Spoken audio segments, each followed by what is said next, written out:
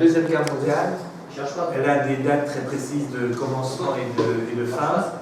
Elle commence le 1er septembre 1939, elle termine quand? Toujours. Non, pas du tout. Le 15. Elle termine. Non, oui, c'est une fête nationale en France. Le 8 mai, très bien, 1945. Donc ça commence le 13 septembre 1939, c'est le 8 mai 1945. Et ces dates-là, c'est les dates de la Deuxième Guerre mondiale dans les bouquins d'histoire. Pour le peuple juif, la Deuxième Guerre mondiale a commencé bien avant et elle a terminé bien après.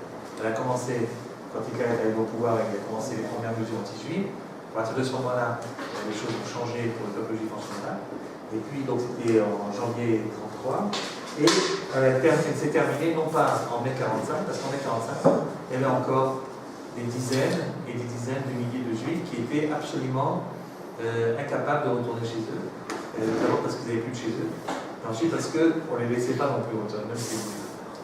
Alors, on a l'habitude de parler de 100 000 personnes déplacées, c'est comme ça qu'on les appelait, 100 000 personnes déplacées, c'est-à-dire 100 000 personnes qui se trouvaient dans les camps qui venaient d'être libérés et qui n'avaient pas de possibilité d'aller ailleurs. Il faut vous dire que dans ce mois de mai 1945, lorsque l'Allemagne capitule, alors il y a sur les routes d'Europe des centaines de milliers de personnes de toutes nationalités qui retournent chez elles, qui ont été déplacées par les événements et qui retournent chez elles. Soit des soldats qui avaient été capturés, des soldats russes, des soldats allemands, des soldats français, des soldats anglais, etc. Et qui donc, avec la capitulation de l'Allemagne, chacun retourne chez soi, dans des états que vous pouvez imaginer, enfin ils retournent chez eux quand même. Soit des civils qui avaient été déplacés à cause des bombardements, à cause de la lutte sur le terrain, etc., dans le monde entier. Il y a donc en fait plusieurs millions de personnes qui changent d'endroit. Et il y a les Juifs. Alors les Juifs, quand ils avaient la chance d'avoir élu d'ici avant la guerre dans des pays occidentaux, alors ils pouvaient rentrer chez eux et retrouver encore quelque chose, souvent, mais pas toujours. Mon grand-père, par exemple, je parle maintenant du grand-père paternel, pas de celui que je vous ai parlé la dernière fois. Mon grand-père paternel, lui, il habitait, quand la guerre a éclaté, il habitait en Alsace. Il a donc. Pardon? Quelle ville il habitait? Il était Orfelden. C'est un village autour de Strasbourg. Donc, vous savez, quand les Allemands ont envahi la France, ils ont tout de suite annexé l'Alsace et la Lorraine, qui pour eux sont des provinces allemandes, donc il n'y a pas de raison que ça reste français. Et le jour même où ils ont annexé l'Alsace et la Lorraine, ils ont tout de suite vidé les deux régions de leurs juifs, c'est-à-dire les juifs, les territoires en question devaient être Judenreich, c'est-à-dire vidés de juifs. C'est comme ça que ma grand-mère, eh bien, on lui a demandé gentiment de monter dans un camion et de prendre un petit baluchon et de partir. Alors, elle a dit que n'était pas question qu'elle habitait ici, qu'elle ne voyait pas pourquoi elle partirait.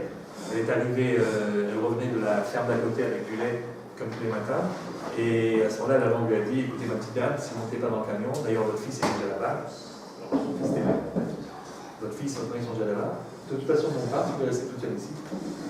Rester toute seule, mais on ne vous connaît pas. Comment est-ce qu'on va vous traiter à ce moment-là? Elle a compris de monter dans le camion. Et le camion est parti très loin. Et en fait, elle s'est rendue compte qu'ils avaient eu beaucoup de chance finalement, parce qu'ils n'ont donc pas été déportés, puisqu'ils n'ont pas été déportés, si vous voulez, dans des camps en Allemagne, ils ont été simplement expulsés de l'Alsace-Lorraine. Et donc elle a passé, avec son mari, elle a passé la guerre dans les Pyrénées. Et puis après, quand ils ont voulu rentrer chez eux en Alsace, qu'est-ce qu'ils sont aperçus tout d'un coup, mes grands-parents?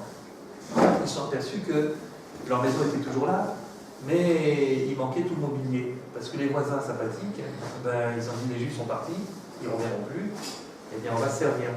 Et quand ils sont revenus, donc les maisons étaient vides. Alors le pire, c'était quand les gens ont fait semblant, ou peut-être qu'ils étaient vraiment contents de les revoir, j'en sais rien, en tout cas les voisins, donc avec qui ils ont grandi, etc. Alors ils leur ont dit, ah vous êtes de retour, ah c'est bien, comment c'était, vous êtes cachés, etc. C'est bien. Et tout d'un coup, vous viendrez bien prendre un petit café à la maison, et les grands-parents disent, bah oui, pourquoi pas. Et ils arrivent à venir, qu'est-ce qu'ils voient? Ils voient l'horloge, le mobilier, enfin le meuble qu'ils avaient au salon, etc. Mais ils avaient quand même de la chance de pouvoir rentrer chez eux devant une maison. Et la plupart des Juifs qui étaient à l'Est c'est-à-dire les Juifs de Pologne, par exemple. La Pologne, dont Judéisme a été détruit à 90%. Donc les Juifs qui voulaient rentrer où exactement? Il n'y avait strictement plus rien, il n'y avait plus de communauté, il n'y avait plus de rabbin, il n'y avait plus de village, il n'y avait plus de synagogue, il n'y avait plus de maison, il n'y avait plus rien. Alors il y a des Juifs qui ont voulu rentrer à Kielce, qui était un petit village en Pologne, pour pouvoir récupérer quelques biens avant de repartir. Ils n'avaient pas l'intention de rester là-bas de nouveau, mais ils voulaient au moins reprendre ce qu'ils pouvaient. Et ils ont été pogromisés.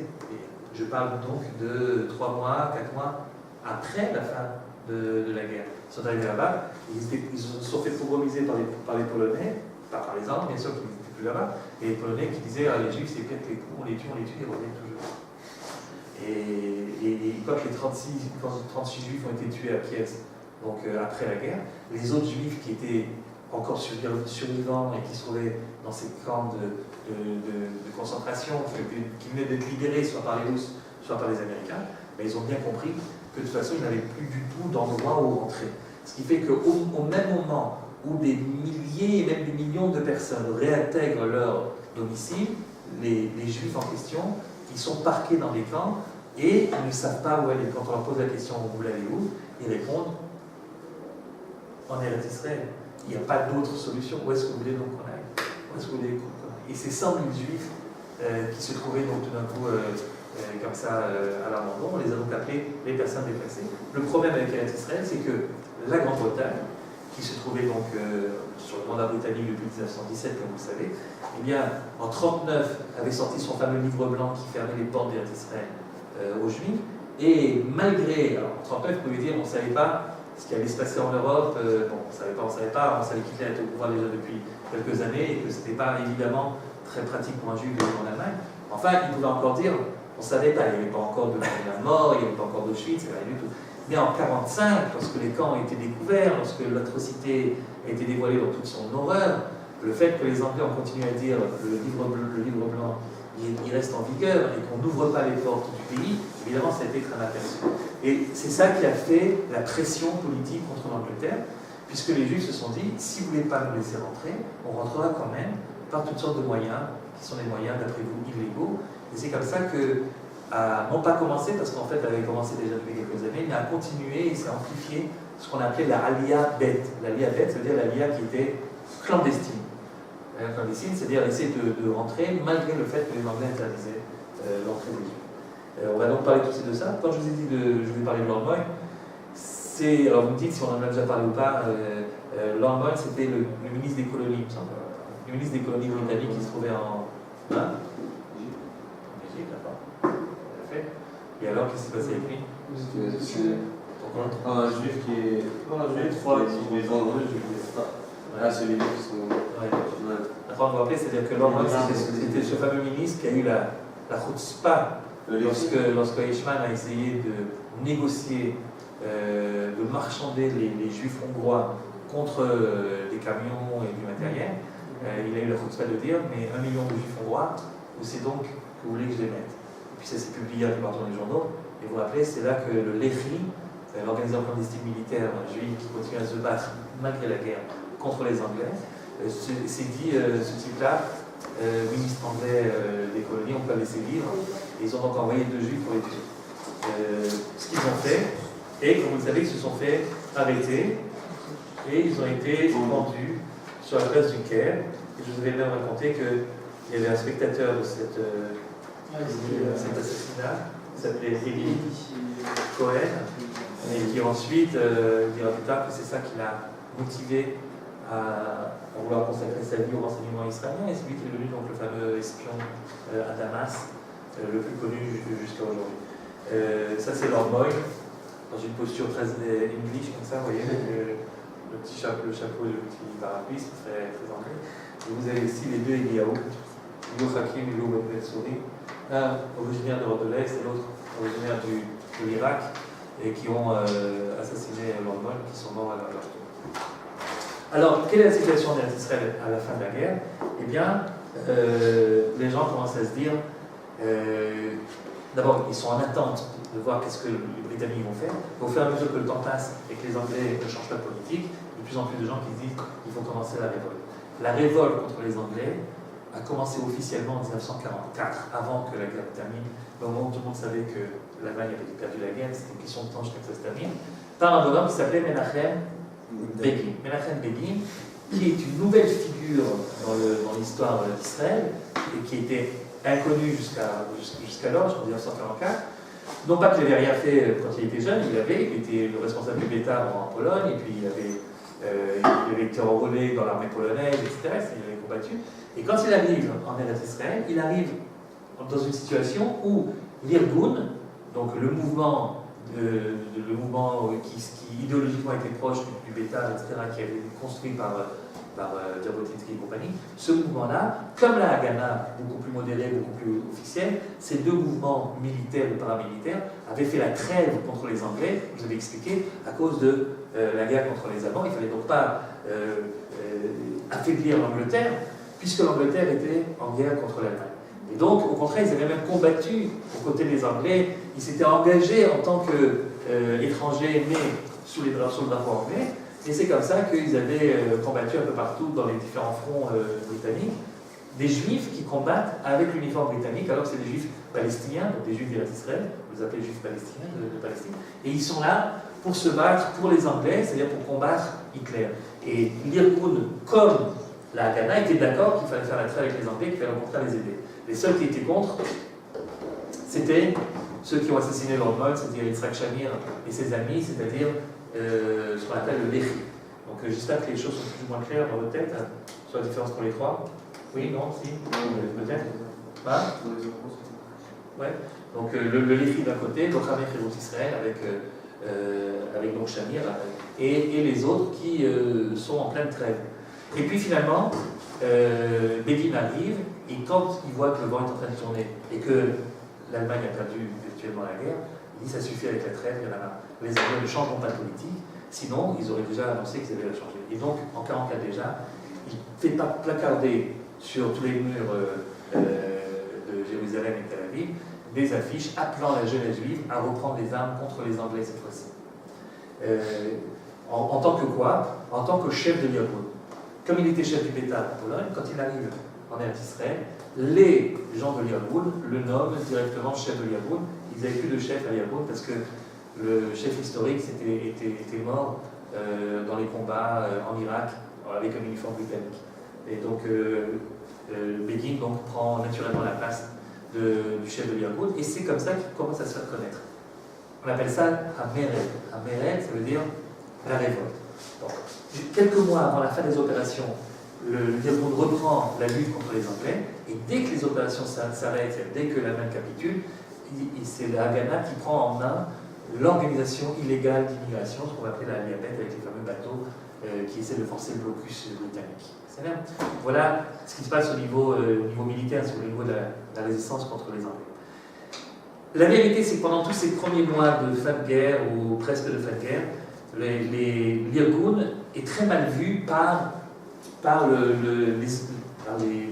Yishuv officiel, c'est-à-dire les responsables politiques, Ben-Gurion qui prend de plus en plus d'importance, Weizmann, et les responsables militaires également de la Haganah. C'est-à-dire pourquoi? Parce qu'ils se disent, tu commences la guerre contre les Anglais avant même qu'on ait donné aux Anglais une chance de changer de politique. Et tu risques de tout faire sauter. Il vaut mieux s'arrêter gentiment, négocier avec les Anglais et voir ensuite s'ils sont d'accord ou s'ils ne sont pas d'accord. Et lui, Begin, il commence directement à faire ses coups de main contre les Britanniques, qui évidemment réagissent en représailles, prennent des gens dans la rue, ils les arrêtent, etc. Et donc, Ben-Gurion décide, alors ça c'est un truc que je ne sais pas, en général les sionistes ne s'attardent pas trop là-dessus parce que c'est pas très sympathique comme saison, comme période, mais Ben-Gurion donne l'ordre à ses hommes d'arrêter ou de faire arrêter les hommes de l'Irgun. Et d'ailleurs du groupe Stern également, puisque déjà c'est Géonier, alors les gens du groupe Stern, c'est-à-dire Chani et compagnie, ils ne font pas de sentimentalisme. Il dit si jamais il y a quelqu'un, il y a un juif de la Haganah qui vient nous livrer à un Anglais, on lui tire dessus. Par contre, Begin, il a toujours eu comme politique de jamais lever la main sur un autre juif, même s'il appartient à un groupe idéologiquement opposé. Alors Begin dit à ses hommes, si quelqu'un vient vous arrêter, et vous voyez un juif de la Haganah qui vient dire à un Anglais, ce type-là c'est un type de Yahoo, il est en train de se cacher, c'est un clandestin, etc. eh bien vous laissez entraîner en prison et vous ne réagissez pas. Parce que si vous pouvez tuer l'anglais, vous tuez l'anglais, mais vous ne touchez pas aux juifs. Et ça a duré pendant quelques mois. On va appeler ça de manière très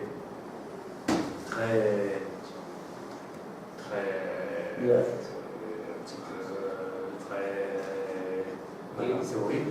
On va appeler ça la saison. En hébreu également, ça s'appelle la saison. La saison comme la saison de chasse. C'est-à-dire qu'il y a eu tout d'un coup des gens, pour la première fois, des juifs qui ont livré d'autres juifs aux autorités anglaises. Vous pouvez imaginer qu'est-ce qui arrivait ensuite quand les juifs de Yagoun étaient Alors comment est-ce que les gens de la Ghana savaient qui était Yagoun ou pas? Ils savaient parce que je vous rappelle qu'avant c'était un seul mouvement et que les gens de Yagoun, en 1937, ils ont reproché à la Ghana d'être trop défensif et pas assez offensif et donc ils ont quitté la Ghana. Mais les gens savaient très bien qui était membre de la Ghana avant et qui était parti pour faire Yagoun.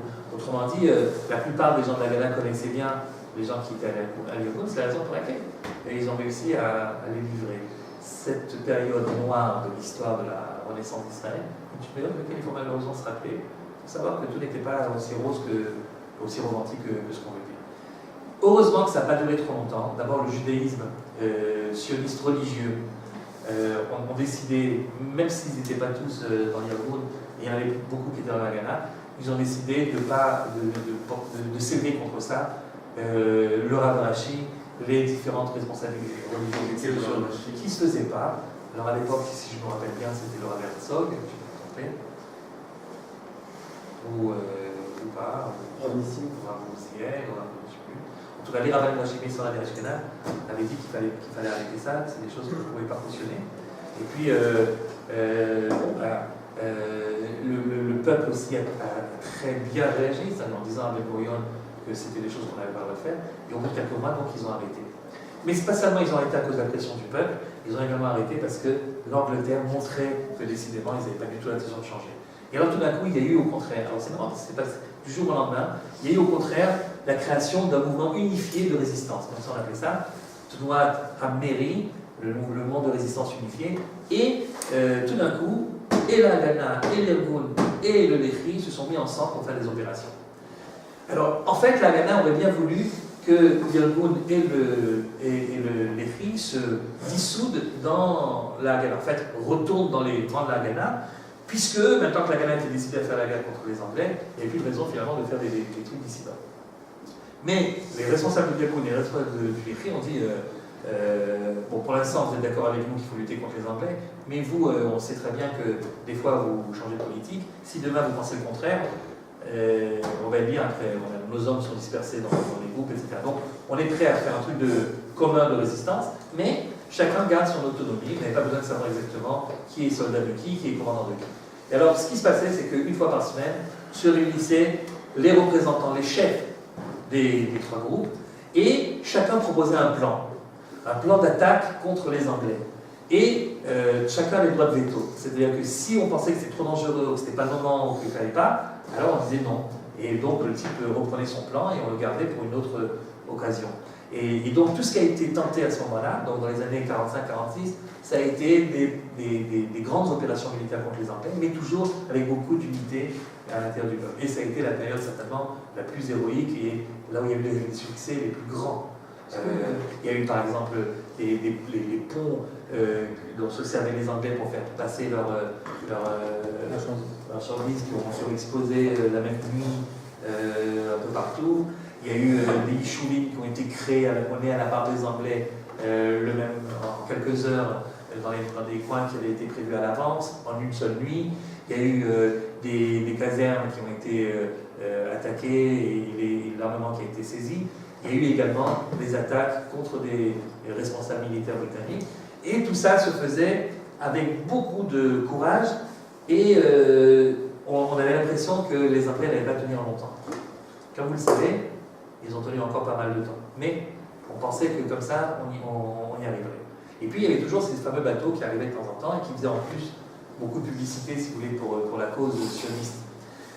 Et puis, à un moment, les Anglais en ont eu marre et ils ont dit il faut arrêter. Alors le Lehi, c'est l'Ochameh Cherut Israël, c'était les plus extrémistes, mais les moins nombreux également. À leur tête, il y avait à l'époque Abraham Stern qui avait été tué par les Anglais dès 1940. Donc se trouvait maintenant à la tête, le plus connu c'est Yitzhak Shamir, en fait c'était un triumvirat, ils étaient trois. Il y avait un qui s'appelle Nathan Yelinmor, et l'autre qui s'appelait Eldad. Les trois dirigeaient donc le Lévi. Il y avait l'Irgun avec son chef qui était Nathan Begin, incontestable, et il y avait donc l'Agana qui était dirigé par Moshe Esne et par Galili, etc. Mais dont le chef politique était Ben-Gurion et les copains. Le deuxième c'était Begin. Begin c'était l'Irgun. Ouais. Etzel, on appelle ça en hébreu l'Etzel, ou l'Irgun. Etzel c'est la chétéva de l'Irgun, Sfadi, Ibegoumi, et donc soit on l'appelle Etzel, soit on l'appelle l'Irgun. Et alors, comment est-ce que les choses se sont arrêtées? Ouais. Combien de temps ça a duré Alors, ce mouvement unifié de résistance a duré presque un an. Et presque un an. Donc jusqu'en 46, jusqu'en juin 46. Qu'est-ce qui s'est passé? Pourquoi ça s'est arrêté? Je veux dire pourquoi. Ça fait partie d'un des épisodes les plus glorieux et en même temps les plus tragiques de la Renaissance d'Israël. À un moment donc, les Anglais ont eu marre de se faire exploser à chaque coin de rue et de s'humilier également, parce que vous comprenez ce qui se passait, c'est qu'en Angleterre, l'opposition, c'est-à-dire Churchill, n'arrêtait pas de leur dire, enfin, qu'est-ce que vous allez chercher là? Ou bien vous avez la main, ou bien vous partez. Mais comme ça, c'est plus possible de continuer. Donc ils étaient obligés de prouver qu'ils allaient reprendre la main et remettre les Juifs au pas. Ce qui n'était pas facile du tout, puisque les Juifs montraient qu'ils n'avaient plus rien à perdre finalement. Alors, ce qui est arrivé, c'est qu'un jour, un Shabbat de 1946, de juin, ils ont arrêté tous les responsables politiques qu'ils avaient sur la main. C'était des gens qui étaient en contact avec eux tout le temps, les responsables du Yishuv. Ils ont été tous arrêtés, on les a forcés à rentrer dans des extraits, ils ont choisi un jour de Shabbat, donc, et des rabbanim, et des parabbanim, etc. Et on appelle ça le Shabbat HaShchora. Ils ont mis ça dans les camions, ils sont allés dans des prisons et ils sont fait interroger. Le but était de savoir qui étaient finalement les responsables militaires, où est-ce qu'ils se cachaient. Et le plus grave, sans doute, Ben-Gurion n'a pas été arrêté, il n'était pas en Israël à ce moment-là. Le plus grave, sans doute, c'était les documents qui ont été confisqués. Dans ces documents, il y avait la preuve évidente que l'Haganah, en fait, c'était le bras armé du Yishuv soi-disant respectable, et qu'en fait, ils étaient tous d'accord, et que quand les gens disaient, quand les responsables politiques disaient on n'est pas au courant de ce qui va se passer, on veut bien essayer d'arrêter nos hommes, mais on ne sait pas trop où est-ce qu'ils sont, etc. Ça, c'était du bluff. La vérité, c'est que tout se faisait en collision, et simplement, les Anglais n'avaient pas de preuves. Mais comme ils ont pris maintenant des documents très compromettants, alors les responsables de la Haganah se sont dit il faut qu'on fasse quelque chose.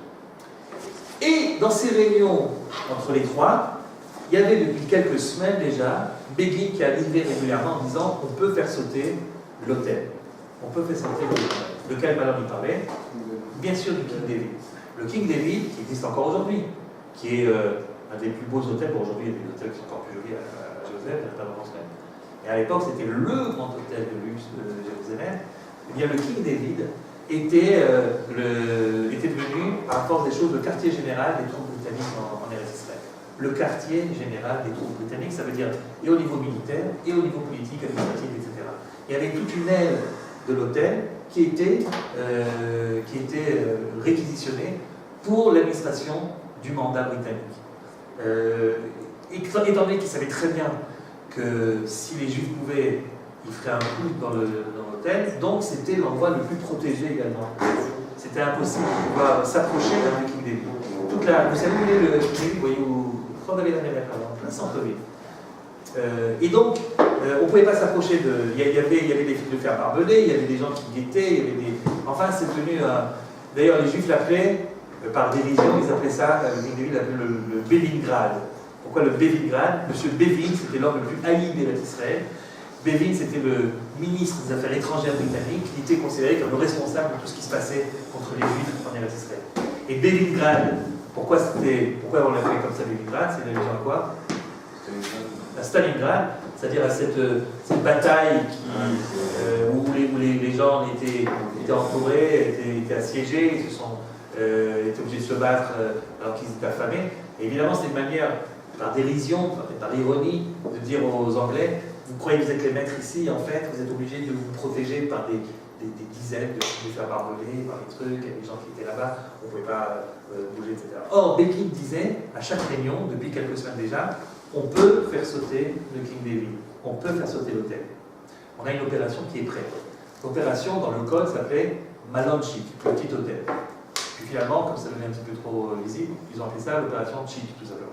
Et alors il dit, on est prêt pour Cheat quand vous voulez. Et chaque fois, c'était la même chose.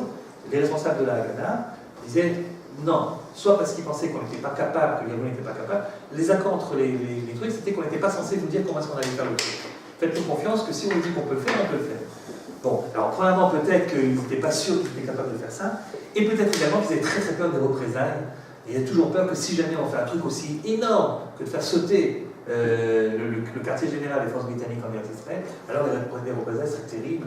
Donc, ils avaient gardé l'idée de faire sauter King David, mais seulement dans des cas extrêmes. Or, voilà que le Shabbat Ashura arrive, et que les gens se disent pire que ça ne peut pas être. C'est-à-dire que s'il y a bien un moment où il faut faire l'opération, c'est maintenant. D'autant plus que, évidemment, où est-ce que les papiers compromettants avaient été archivés? Évidemment, là-bas, dans le King David, dans cette fameuse aile de l'hôtel qui était réservée à l'administration britannique et au service de sécurité. Et alors, tout d'un coup, juste après le Shabbat Ashura, Begin reçoit la prochaine réunion, l'autorisation, le feu vert, pour Cheat pouvait y aller. Alors, l'opération qui a été prévue depuis longtemps est mise à exécution. Alors, comment est-ce qu'ils ont fait pour entrer? Vous savez comment ils ont fait pour entrer? Ils sont aperçus que les seuls civils qui pouvaient rentrer sans être réellement fouillés complètement, c'était le laitier. Le laitier, celui qui apportait le lait tous les matins. Il apportait le lait à tous les centaines de personnes qui étaient à l'intérieur de l'hôtel, que ce soit des militaires, que ce soit des civils. D'ailleurs, dans les civils qui travaillaient là pour l'administration britannique, vous comprenez qu'il y avait des Anglais, mais il y avait aussi des civils juifs, et il y avait même des civils arabes. C'est-à-dire des gens qui travaillaient, parce que c'était leur boulot, ils travaillaient là-dedans. Ils ne travaillaient pas obligatoirement contre les juifs ou contre les arabes, ils travaillaient pour faire tourner le pays, quoi. Bref, les cuisines du King David étaient situées au sous-sol. Or, le laitier donc, venait avec son camion de lait, avec ses bidons de lait, dans le camion, et puis il descendait directement au sous-sol, il posait ses bidons, il repartait. Il était évidemment, il ne pouvait pas rentrer comme ça, quand il rentrait, il devait montrer le Ishour en anglais, que c'était bien lui qui était le laitier, bien sûr, mais on savait qu'il venait tous les matins, et voilà, on ne fouillait pas les bidons de lait. Alors, les Gabonais ont tout simplement pensé qu'il suffisait de se déguiser en laitier, de piquer le Ishour du vrai laitier. S'il était d'accord de le donner, il donnerait. S'il n'était pas d'accord, on expliquerait qu'il n'y a pas de choix. Et puis, ils avaient surtout, et c'est ça qui était intéressant, ils avaient surtout les plans de l'hôtel, parce que c'était des juifs qui l'avaient construit en fait, qui l'avaient renforcé, et ils savaient, comme ça pensaient les ingénieurs de l'Irlande, ils savaient qu'il y avait des piliers qui soutenaient l'hôtel et qui se trouvaient au sous-sol, dans les cuisines. Et donc, si tu rentres dans la cuisine et que tu attaches ton explosif devant un ou deux piliers, et tu mets la minuterie suffisamment bien pour avoir le temps de partir, alors ça pouvait en effet faire sauter, peut-être pas tout l'hôtel, mais en tout cas l'aile adjacente, l'aile où se trouvaient toutes les archives et les gens comprenaient. Et c'est comme ça qu'ils ont fait. Ils sont arrivés en bas, ils ont... ils étaient obligés un petit peu d'attacher le laitier, parce que c'était pas très coopératif. Bon. Puis ils sont arrivés dans là, et puis ils ont mis les bidons, enfin les faux bidons, quoi, ils ont mis des explosifs, et ils ont mis la minuterie. Et là, il s'est passé le drame. Normalement, le plan était que, comme toujours, il fallait éviter le plus possible les pertes civiles. C'est pas un truc récent de ça. Je sais qu'il y a beaucoup de gens qui disent qu'on en fait trop, qu'il faudrait être plus énergique et qu'on n'a pas l'obligation à ce point de faire attention à ce qui n'est pas ce qu'on appelle des dégâts collatéraux. Mais la vérité, c'est un truc qui existe dans l'armée juive depuis déjà l'époque d'avant la création de l'État. Et l'Irgun avait toujours pensé qu'il fallait lutter, ils avaient le droit moralement de lutter contre les représentants britanniques militaires, mais qu'il fallait éviter le plus possible de porter atteinte aux civils, que ce soit des civils juifs, bien sûr, que ce soit des civils arabes ou des civils anglais. Et donc, ils ont mis non seulement la minuterie suffisamment longtemps pour qu'ils puissent eux avoir le temps de partir, mais également suffisamment longtemps pour qu'on ait le temps de prévenir l'hôtel que ça allait sauter et qu'il fallait évacuer. Et en même temps, ils ont prévenu également le consulat de France, qui est juste en face, qui jusqu'à aujourd'hui est juste en face. au consulat de France. Et pourquoi le consulat de France, c'est important parce qu'après il y aura une polémique pour savoir si vraiment ils ont prévenu ou bien s'ils ont fait semblant et en fait ils n'ont pas prévenu. Mais comme le consulat de France a ouvert les fenêtres, ils sont tous partis, parce qu'ils avaient reçu le coup de fil, alors tout le monde savait qu'ils avaient prévenu tout le monde. Et en fait, ils téléphonent donc au responsable là-bas, ils tombent sur le secrétaire, et ils disent dans 20 minutes l'hôtel va sauter, évacué. C'est Liaboun qui parle. En plus de ça, on savait quand Liaboun disait quelque chose, en général il le faisait. Qui parle? Liaboun, c'est Liaboun. Et puis ils ont raccroché. Et la bonne femme, la secrétaire très paniquée bien sûr, va voir son supérieur, le type qui était normalement le général qui était responsable de la place militaire, qui était devenu donc le débit, et il lui raconte le coup de fil qu'elle a reçu. Il faut évacuer la pompe. Ça va sauter. Et soit par arrogance, soit parce qu'il n'y croyait pas, ou pour toutes sortes de raisons qu'on peut imaginer, le type lui répond « Je suis venu à Jérusalem pour donner des ordres aux Juifs et pas pour en recevoir. Et donc personne n'évacuera et vous ne dites rien à personne. » Et donc ils n'ont rien dit. Et comme ils n'ont rien dit, le truc a sauté. Et comme le truc a sauté, il y a eu une dizaine de morts. Des dizaines de morts civiles également. Alors l'opération est un réel succès, parce qu'au niveau de l'humiliation, si vous voulez, du prestige britannique qu'elle a pris évidemment pour son grade, imaginez les discours qu'il y avait ensuite à Londres au Parlement, vous vous rendez compte, le Camp David a sauté, le quartier général a sauté, etc. En plus du fait qu'au niveau des compromettants, il n'y avait plus du tout, ils ont tous roulé, etc. Mais en plus de ça, il y avait donc, on avait montré qu'on était capable de rentrer jusqu'au collège à Kodachim des troupes européennes. Le problème, c'est les victimes. Comment c'est ça? Pardon? Comment c'est une fille D'abord, c'est ce que Begin a dit tout de suite, qu'il a tout de suite téléphoné comme ça. Et encore une fois, comme ils ont prévenu également les trucs qui étaient autour, alors on imagine qu'il a eu raison. Alors, qu'il a en effet prévenu. Puis il y avait la secrétaire, elle n'est pas morte, elle a été grièvement blessée. Le type, le chef, le responsable est mort aussi. Et donc, elle, on lui a dit de dire qu'elle n'avait pas. Donc elle a dit qu'elle n'avait pas, et c'est pour ça qu'il y a une controverse après. Mais moi, si vous me demandez mon avis, je suis persuadé qu'il avait, parce qu'il le faisait tout le temps. Il n'avait pas raison, il n'avait aucun intérêt à ce que les gens meurent là-bas, d'autant plus qu'il savait très bien que s'il y avait trop de dégâts civils, alors ensuite, ça remettrait en cause l'unité des combattants, les rebaux de la mer, etc. Parce qu'évidemment, en tant que Ben Gurion, en tant que issue officiel, tu ne peux pas prendre sur toi la responsabilité d'avoir fait un truc, un carnage aussi important. Et c'est exactement ce qui s'est passé. C'est-à-dire que juste après, les responsables politiques ont dit aux gens de Liaboun, bon, écoutez, c'est vrai qu'on avait l'autorisation, c'est vrai que ça s'est fait avec notre accord, etc. Mais il y a eu ici un clash, peut-être de votre faute, peut-être pas, mais nous on ne peut pas prendre la responsabilité de tout ça, on arrête tout. Et chacun a repris ses billes et chacun a continué les opérations, chacun pour ça. En fait, ils avaient bien fait, donc Liaboun et le Léry, de ne pas fondre l'organisation dans une seule organisation, puisque ce qu'ils avaient craint est arrivé finalement, et juste après, donc juin 1946, chacun est reparti pour faire son petit combat à lui. Ça n'a pas empêché les gens de Liaboun de faire des trucs incroyables, comme par exemple délivrer des combattants de Liaboun et de la Ghana, d'ailleurs qui étaient emprisonnés dans la prison de Saint-Jean d'Acre, de Raqo. Je ne sais pas si vous êtes déjà allé à Raqo, la prison existe encore, elle donne sur la mer. C'est un truc imprenable. Napoléon n'a pas réussi à la prendre. C'est où Raqo, c'est au nord de Haïfa, sur la côte. Raqo, Saint-Jean d'Acre, ça s'appelle. Et la forteresse de Saint-Jean d'Acre, qui date depuis des siècles, elle était considérée comme imprenable. C'était devenu une prison que les Anglais avaient réservée pour les plus dangereux de ce qu'ils appelaient les terroristes juifs. Et ils ont réussi à forcer, se déguiser en anglais, à rentrer à l'intérieur, à libérer les gens qui étaient là-bas. Il y a eu un type qui s'appelle Dov Gruner, un des combattants de l'Union qui s'est fait arrêter quand il est sorti de Raqo. Et ils ont décidé de le pendre. Et Liaboun a dit à ce moment-là, si vous touchez à Dov Gruner, et si vous le pendez, nous on va pendre des officiers britanniques. Et tout ça c'était officiel, tout ça c'était dans les journaux, etc. Vous vous rendez compte, la Grande-Bretagne, qui était à l'époque quand même l'empire britannique, et puis celle qui avait gagné la guerre, quoi. Et voilà qu'un petit tire-bout de rien du tout menace et humilie en public le truc. Alors, qu'est-ce que je fais maintenant? Je cède ou je cède pas? Je pends Gruner ou je pends pas? on apprend 2 jours après que 2 sergents britanniques, en effet, étaient kidnappés. Et l'Irgun de publier, si vous ne libérez pas le corner, on va pendre les 2 sergents britanniques. Et qu'est-ce que vous en pensez? Ils vont le pendre ou pas, le corner? Non. Oui, ils vont le pendre. Et si vous allez à Jérusalem, il y a une prison qui est vraiment une prison de la Martelette, qui existe encore aujourd'hui, c'est plus un musée. Vous pouvez voir là-bas l'endroit où il a été pendu. Ils ont tué les soldats. Bien sûr, ils ont tué les soldats britanniques, c'est la dernière fois qu'on a pendu quelqu'un.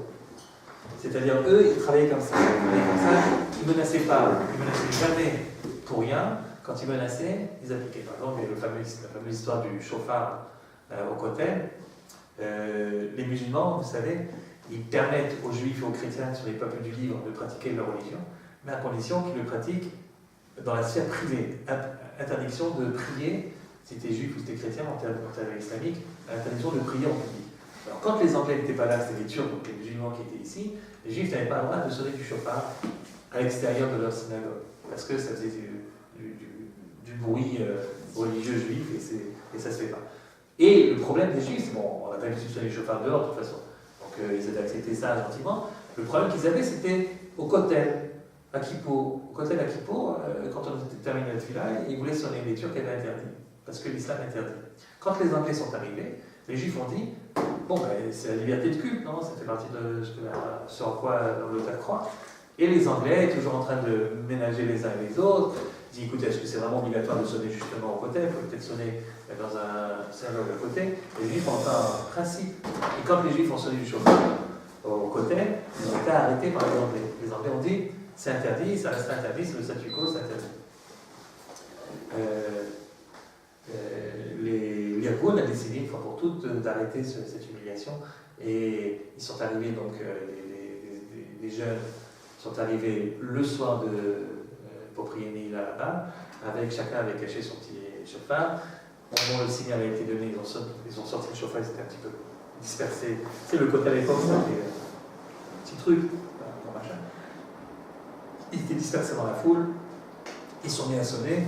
Il y a les Anglais qui savaient qui attendaient qu'il se passe quelque chose, ils les ont vus, ils ont essayé de les attraper, ils en ont attrapé un, les autres sont enfuis, etc. Et c'était tellement humiliant pour les Anglais de courir après des gosses qui avaient un chauffard dans les mains, que ça aussi, ça a été arrêté. À partir de l'année prochaine, l'année suivante, ils ont pu sonner du chauffard. Vous voyez, l'Irgun, ils travaillaient comme ça. C'est-à-dire, on ne menace pas, mais quand on menace, on met à l'exécution. Et c'est en effet ce qui est arrivé avec les soldats qui ont été britanniques qui ont été pendus. Donc, si vous interrogez Begin et vous lui dites qu'est-ce qui a fait qu'un jour de 1947, les Anglais ont levé les mains en disant ça là, on n'en peut plus, on redonne le mandat britannique à ceux qui nous l'ont confié, c'est-à-dire à l'Organisation des Nations Unies, ils n'ont qu'à faire avec la Palestine ce qu'ils veulent, mais nous, on s'en va. Alors, l'Irgun dira c'est grâce à nous, c'est grâce aux opérations militaires, grâce au fait, comme il avait dit, que la terre de Palestine était devenue comme un nid de scorpion pour le soldat britannique. Dès qu'il pose le pied quelque part, il ne savait pas si elle allait pas exploser ou pas. C'est ce que diront les gens de l'Irgun. Les gens de la Haganah diront que non, que la pression militaire a certainement joué un rôle, mais pas le rôle déterminant. Que le rôle déterminant, c'était la grande publicité qu'on a fait avec les bateaux, qui étaient les bateaux illégaux. Et bien sûr, le plus connu d'entre eux, l'Exodus 1947, où des milliers de Juifs sont parmi ces 100 000 personnes déplacées dont on parlait tout à l'heure. On est en 1947, quand même 2 ans après la guerre, donc les gens, non seulement ils ont été arrêtés pendant la guerre, ils ont vécu les camps de concentration, etc., mais ça fait maintenant des années qu'ils croupissent dans ces camps-là.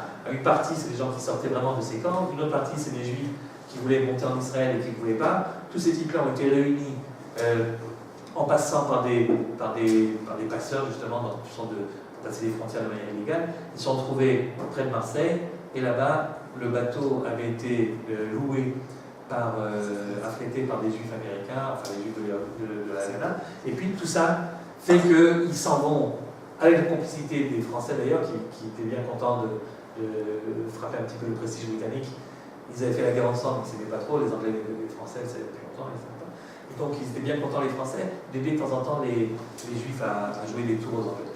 Donc le bateau prend la route, il espère ne pas être découvert, il est bien sûr découvert parce que c'est un énorme bateau, il est découvert au large de Haïfa, et ordre est donné aux Juifs qui se trouvent sur le bateau de descendre afin d'être arrêtés et d'aller dans des prisons là-bas. Les Juifs disent on ne sort pas stable, on ne sort que si on est libéré, elle ne fait pas pour être dans les camps. Et si c'est comme ça, alors vous retournerez d'où vous venez. Alors on force les Juifs à sortir du bateau, parce que le bateau n'a plus possibilité de pouvoir reprendre la mer. On force les Juifs, mamash, un après l'autre, pour sortir, et on les place dans 3 petits navires britanniques qui refont la route en sens inverse. Et donc ils n'ont plus le pied en Israël, mais que pour pouvoir en sortir tout de suite. Et on les amène de nouveau à Marseille, enfin à Port-de-Bouc, à côté de Marseille, et là-bas, on leur dit, vous êtes arrivés, vous descendez. Les autorités françaises sont un petit peu embêtées parce qu'au niveau humain, ils doivent leur donner, les accueillir. D'un autre côté, ils comprennent, toute la population française comprend très bien ce qui se passe, tout le monde est très ému de voir ces rescapés des camps, il y en a qui ont encore des numéros ici sur les bras, il y a des femmes enceintes, il y en a qui viennent d'accoucher, il fait très chaud, on est au mois de juillet, etc.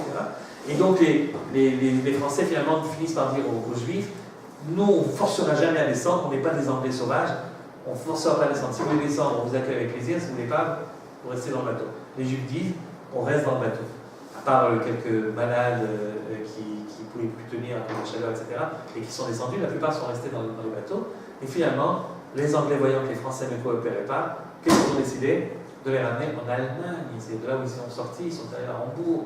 Ils se sont rendus compte de ce que ça veut dire pour un type qui a vécu la guerre, qui est resté ensuite dans ces camps-là en Allemagne, et qui a fait tout ce périple pour entrer en Israël, et qui retourne en France et de France en Allemagne.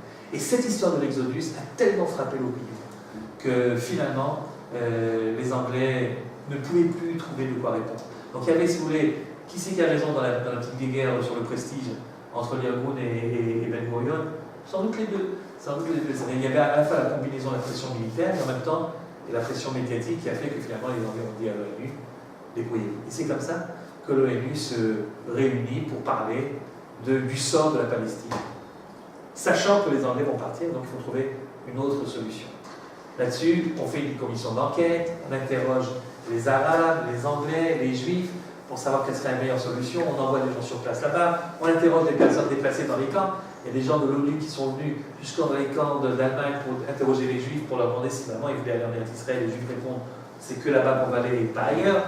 Et finalement, ils reviennent avec le fameux plan de partage. C'est-à-dire que la Palestine, ou ce qu'il en reste, parce que je vous rappelle que en 1922, il y avait déjà une grande partie de la Palestine qui est devenue arabe, pour faire plaisir aux Arabes. Donc cette partie s'appelle la Jordanie, à l'époque on appelait la Transjordanie, c'est toute la partie qui est à l'est du Jourdain. C'est-à-dire, normalement la Palestine, si vous regardez une carte de l'époque, avant 1922, la Palestine, qu'est-ce que c'est? C'est le territoire qui va depuis la mer jusqu'à les frontières est de la Jordanie actuelle. Tout ça, c'est ce qu'on appelle la Palestine. Et tout ça, c'est ce que les Juifs ont compris qu'on leur avait promis avec la déclaration de Balfour. Mais en 1922, ils s'aperçoivent tristement que les Anglais ont décidé de couper en deux la Palestine, enfin en deux tiers vont devenir arabes, c'est la Transjordanie, et un tiers seulement, c'est-à-dire de la mer jusqu'au Jourdain, un tiers va être pour l'État juif, enfin pour le foyer national juif.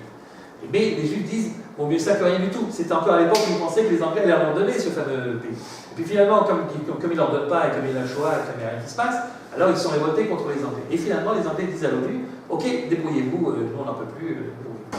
Et les Anglais, après l'ONU, après avoir fait les différentes commissions, arrivent à la conclusion qu'il faut partager donc, ce qui reste du petit pays, de ce qui reste de la Palestine. Et il faut partager ça en 3 parties. Une partie juive, une partie arabe et une partie internationale. La partie juive, il n'y a pas une partie ici. Enfin bon, on a plein de partage. Je l'ai ici. Non, je vais vous montrer ici, je pense que je vais l'avoir. Hein? C'est pas grave. Alors je vous dis, si, voilà, je vous dis si.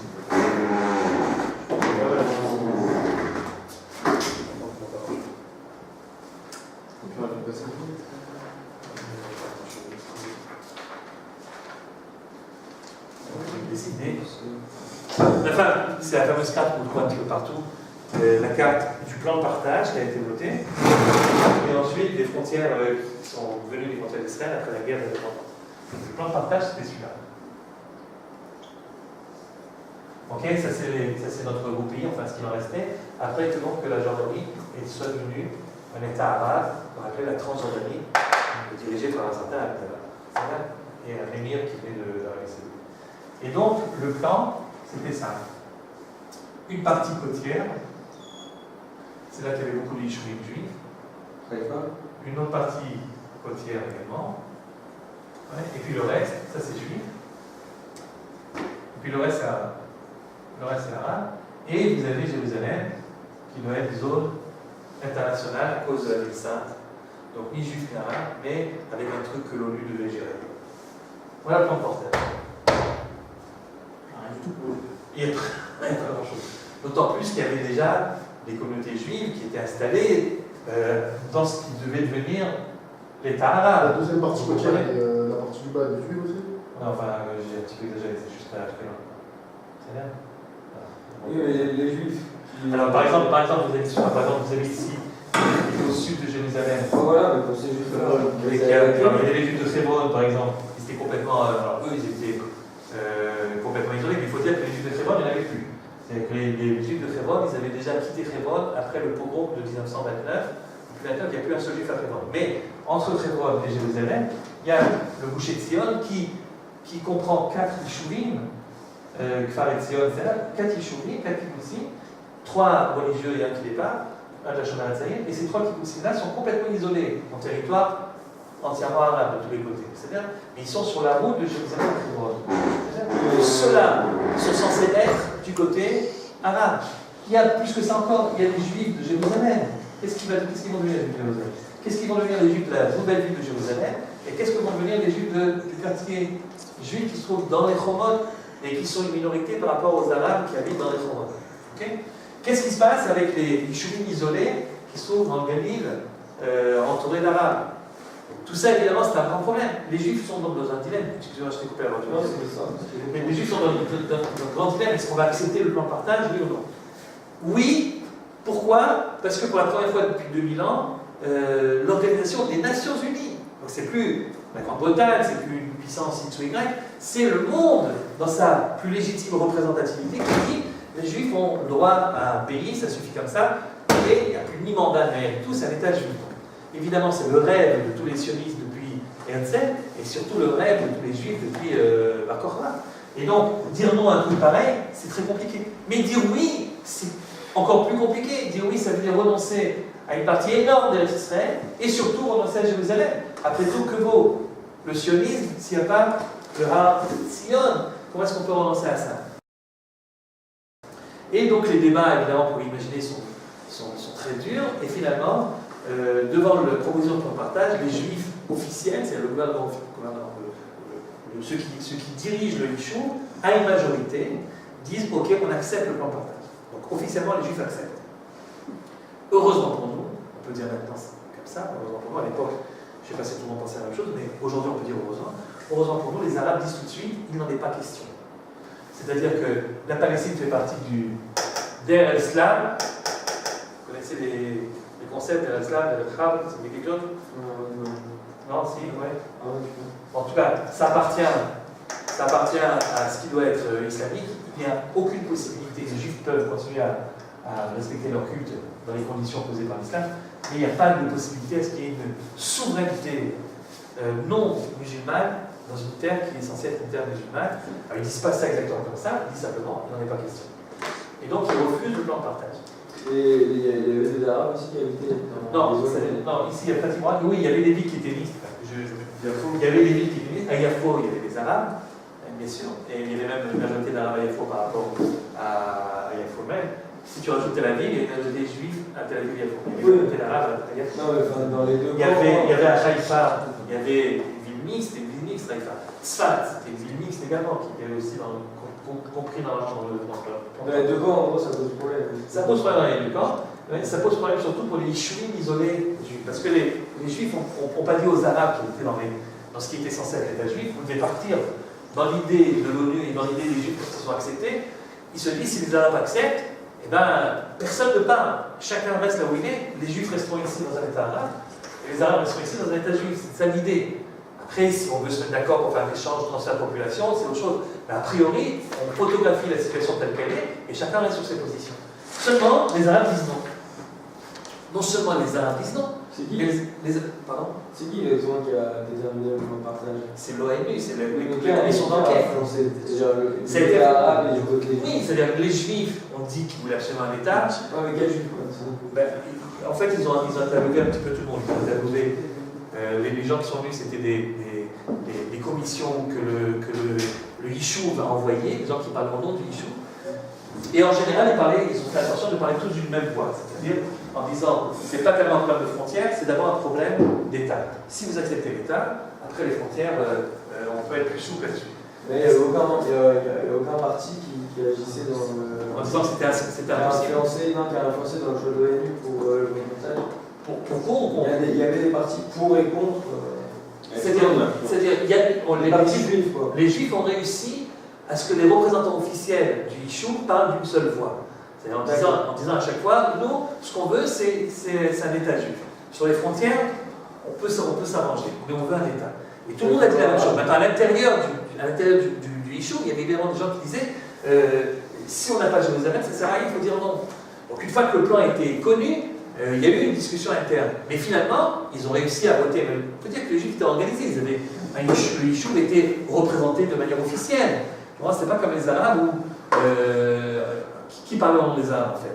Vous avez les pays arabes qui étaient autour, il y en avait 13 qui parlaient, ils avaient déjà un État à eux, un pays à eux, donc ils parlaient gentiment. Et puis il y avait, enfin gentiment, ils ont quand même dit que si le plan passe et que si le vote passe, ils vont envahir l'État juif qui vient de naître. Qui était, au niveau des Juifs, ceux qui étaient pas d'accord, ceux qui voulaient Jérusalem? Alors, c'était les religieux ou? Il y avait une bonne partie des religieux qui pensaient évidemment sans Jérusalem, c'est rien. Par exemple, le fils du Rav Kook a raconté qu'il n'a pas pu danser dans les rues de Tel Aviv en apprenant que le plan de partage a été accepté par les Juifs. Et il était content qu'il y ait un État, il était tellement désolé qu'il n'y ait pas de Jérusalem qu'il n'a pas pu danser. Mais il y a d'autres également, il n'y a pas que lui, il y a d'autres également. Ben Gurion lui-même n'est pas allé danser. Et il dit que non seulement il ne dansait pas, mais il avait le pressentiment qu'on va devant un bain de sang. C'est-à-dire qu'il savait très bien que les Arabes allaient refuser, il savait très bien que c'était la guerre, et ce qu'il ne savait pas, c'est qu'est-ce qu'on a comme moyen réel pour pouvoir contenir l'invasion de l'État arabe puissant, etc. Et donc, lui aussi, il n'a pas participé aux réjouissances. Qui c'est qui se réjouit en fait? Ce qui se réjouit, c'est le peuple qui est content qu'on promette un État finalement. Mais bon, tous ceux qui réfléchissent un petit peu, ils savent très bien que ce qui va se passer après, ça va être horrible. C'est ça, c'est-à-dire des grandes personnalités comme Azula ou comme Ben Gurion, est-ce qu'ils ont agi dans la décision? Ben Gurion n'a pas arrêté d'agir. En fait, la vérité, moi personnellement, tu vois, ce qu'a fait Ben Gurion avant, après, etc., la saison, la Talena, des choses comme ça, j'ai beaucoup de mal à accepter, etc. Mais tu ne peux pas ne pas lui reconnaître le génie qu'il a eu, d'abord le courage d'assumer la décision. Je montrais pourquoi jusqu'à la veille de la déclaration d'indépendance, ce n'était pas encore sûr qu'on allait le faire. Et donc le courage d'assumer la décision, et également l'organisation, ça c'était sans doute ce qu'il a fait le plus important dans sa vie, l'organisation de la défense juive. C'est-à-dire que dès qu'il a appris que ça allait se passer, il a tout mis en place pour qu'il y ait une véritable armée qui commence à se créer. Parce que jusqu'à présent, les combattants juifs de la Ghana, de l'Irgun, etc., qui faisaient des grands faits militaires, etc., c'était quoi? C'était de la guérilla civile, en fait. C'est-à-dire, tu rentres, tu te déguises, machin, tu rentres dans une caserne, tu piques les munitions, tu t'en vas. Bon, d'accord, tout le monde applaudit, c'est joli, c'est bien fait, c'est élégant, etc. Quel rapport avec une armée qui doit contenir une invasion de tanks, d'aviation? On n'avait pas un seul avion en Israël. Donc tout ça, c'était très compliqué. Et Ben Gurion, évidemment, il y avait plein de pression également de la part des autorités militaires israéliennes, enfin juives, qui lui disaient, mais on n'est pas prêt, on n'est pas prêt. Et lui, il est devenu, il s'est nommé, et puis il a été accepté comme étant le responsable également de la situation militaire. En fait, dès que l'État a été créé, il est devenu également ministre de la Défense, en plus d'être Premier ministre. Il n'y a pas encore eu des élections. Les premières élections israéliennes libres se feront après la guerre. Bien sûr, après la guerre. Pendant la guerre, autre chose à faire que de penser à aller voter. Il faut comprendre que l'État d'Israël est né donc en pleine en pleine guerre. C'était pas il y a d'abord un État, puis après la guerre. Non, il est né en pleine guerre. Et ça s'est fait en 2 temps, et c'est ça qu'il faut bien comprendre. Il y a eu d'abord le moment du vote à l'ONU, duquel on va parler tout de suite. Ça c'était donc en novembre. Kaftem et November, c'est-à-dire le 29 novembre 1947. Le plan de partage est voté par l'Organisation des Nations Unies, qui est réunie en séance plénière. Et puis qu'est-ce qu'il décide en fait? Il décide qu'il y aura, malgré l'opposition arabe, il y aura donc la partition d'Israël en deux États, un État juif et un État arabe, et que les Anglais ont jusqu'au 15 mai de l'année suivante, c'était à 48, pour quitter les lieux. Entre les deux périodes, on a ici 6 mois. Qu'est-ce qui se passe en Eretz Israël pendant ces 6 mois-là? D'un côté, les Arabes disent, dès que les Anglais partent, on envahit. Quand je dis les Arabes, je parle des États arabes, notamment de l'Égypte, qui était une puissance militaire également, et surtout de la Jordanie, parce que les